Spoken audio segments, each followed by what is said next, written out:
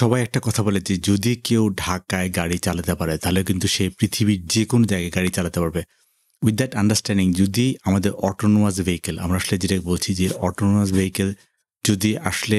যেভাবে বাংলাদেশে autonomous vehicle চালানোর জন্য আমরা যেটা ভয় পাচ্ছি যে বাংলাদেশে হয়তো এটা চলতে পারবো না, কিন্তু দিন শেষে এরকম ফুল ড্রাইভিং মোড যেটাকে আমরা বলছি এফএসডি, সেই এফএসডি মোডে আসলে গাড়ি চলতে পারবে কিনা সেটা নিয়ে একটা ধারণা দেখছিলাম যে সত্য রোবটের যে ব্যাপারটা আসলে আমরা দেখছিলাম যে এটা কি আসলে এই ধরনের ট্রাফিক কি বাংলাদেশে চলতে পারবে কিনা, এবং সেখানে আমরা দেখছি যে এটা একটা মডিফাইড একটা গাড়ি, এবং মডিফাইড গাড়িতে আসলে দেখছি যে সে যেভাবে চলছে এবং সেখানে কিন্তু বিশেষ করে যেখানে লেন মার্কিং নেয়, যেহেতু এখানে লেন মার্কিং নেয়, তো লেন মার্কিং না থাকার ফলে আসলে সে কিন্তু বুঝতে পারছে যে আসলে ঠিক রাস্তার ঠিক মাঝখানে সে চলে এসছে, এবং সেখানে আমি দেখছি যে এখানে সে যদি এই রাস্তায় যদি প্রপারলি চলতে পারে একটা এফএসডি মোডে, এবং সেখানে দেখছি যে সে কিন্তু ভালোভাবে আসলে কাভার করতে পারছে, এবং তার আশেপাশে যে গাড়িগুলো আছে সেই গাড়িগুলোকে সে ম্যানেজ করে কিন্তু সে আগাতে পারছে। সবচেয়ে বড় যে জিনিসটা আমি দেখতে পাচ্ছি যে এখানে যেই লেভেলে গাড়িটা আসলে আগাচ্ছে এবং যেই স্পিডে চলছে হয়তো বা সেটা সামনে কিন্তু আরও অনেক ভালো ইমপ্রুভমেন্ট আসবে। তো আমি যেটা মনে করছি যে শায়দ রোবটস যেটা আসলে তারা একটা মডিফাইড একটা গাড়ি, মহেন্দ্রের মডিফাইড গাড়ি, তারা আসলে ইন্ডিয়ান একটা মডিফাইড গাড়িতে তারা আসলে লাগিয়ে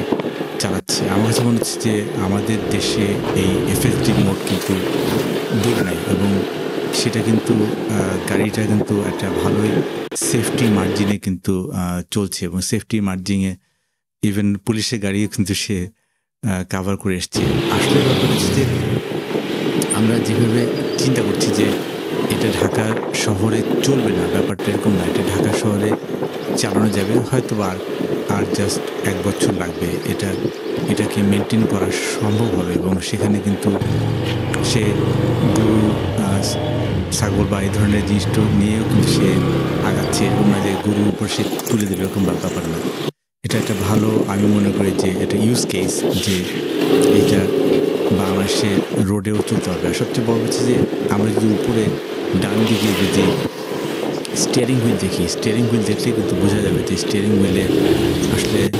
রাস্তার ডান দিকে হোক বাম দিকে হোক, কারণ মানুষ তো আসলে কোনো কিছু মানে না, মানুষ ডান দিকে বাঁ দিকে সব দিক থেকে কিন্তু সে ট্রাই করছে। তো সেই দিক থেকে আমি মনে করি যে এই গাড়িটা একটা ভালো একটা অপারেশন দেখাতে পারছি, বিশেষ করে তার যে আমরা যে স্টিয়ারিং হুইল যদি দেখি উপরের দিকে দাঁড়িয়ে সে কিন্তু ভালোই সে কাভার করতে পারছে, এবং সেটা কিন্তু আরও ইমপ্রুভ হবে। আমি মনে করি যে এটা আরও ভালো সামনে ইমপ্রুভমেন্ট আসতে পারে। তো দিন শেষে যেটাকে আমরা সবসময় বলি যে এই ধরনের কাজ কিন্তু আমাদেরকে ইন্সপায়ার করে যে না, সামনে আসলে আমরা এই ধরনের কাজগুলো বাংলাদেশেও করা সম্ভব। আজকে এ পর্যন্তই, থাকছেন সামনে